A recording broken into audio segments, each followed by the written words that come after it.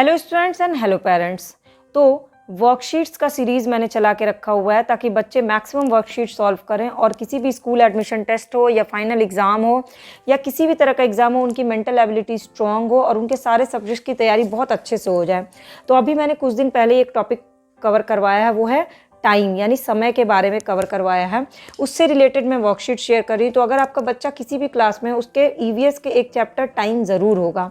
और टाइम से रिलेटेड इतने क्वेश्चन इतनी तरह से घुमा फिरा के पूछे जाते हैं कि बच्चे जो है ना, चैप्टर पढ़ने के बावजूद कंफ्यूज हो जाते हैं।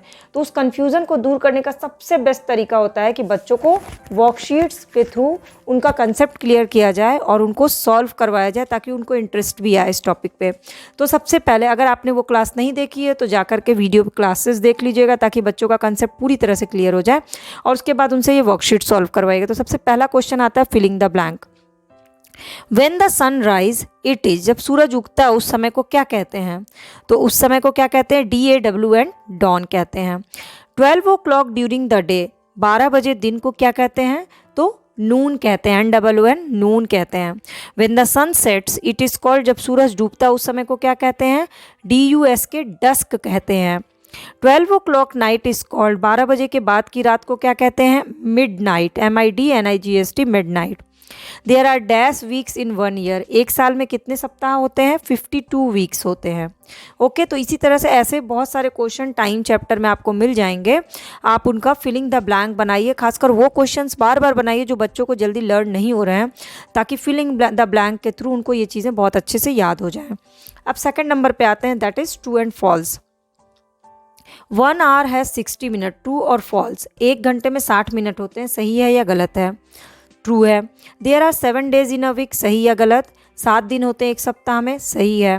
Morning hours are referred as PM, सुबह के टाइम को हम PM कहते हैं, नहीं AM कहते हैं, तो ये गलत है। A leap year has 365 days, एक लीप ईयर में 365 डेज होते हैं, नहीं, एक लीप ईयर में 366 डेज होते हैं, जो कि हर 4 साल पे आता है, इसलिए ये गलत है। Shortest hand of clock is second hand, घड़ी की सबसे छोटा जो हाथ होता है उसे सेकंड हैंड कहते हैं, नहीं, उसे आवर हैंड कहते हैं, तो ये क्या है? गलत है। मैंने इसके बारे में बहुत अच्छे से चैप्टर में क्लियर किया घड़ी के बारे में, आप चाहें तो उसे देख लीजिएगा। इसके बाद आपको सर्कल द ऑड वन करना है, इसमें जो ऑड है उसको सर्कल लगाना है, जैसे Sunday, March and Monday.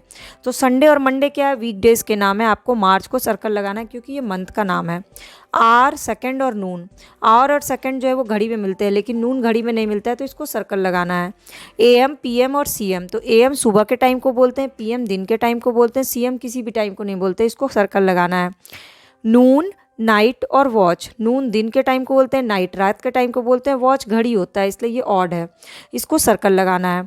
Dusk, down, सूरज डूबता है तो डस्क, डाउन सूरज जब उगता है, और लीप तो एक ईयर होता है, इसीलिए इसको सर्कल लगाना है। तो इस तरह से आपको चैप्टर से ऐसे चीज़ें जो है ना आप खुद से बना सकते हैं, वीक डेज़ का, मंथ का नाम का, घड़ी के टाइमिंग का, बहुत सारी चीज़ों का आप ऐसा बना सकते हैं जिससे कि ऑड वन जो है वो बच्चों को उससे छांट करके निकालना है, ताकि उनका चैप्टर जो है बहुत अच्छे से रिवीजन हो जाए और उनका कंसेप्ट क्लियर हो जाए। इसके बाद आते हैं नेक्स्ट क्वेश्चन पे।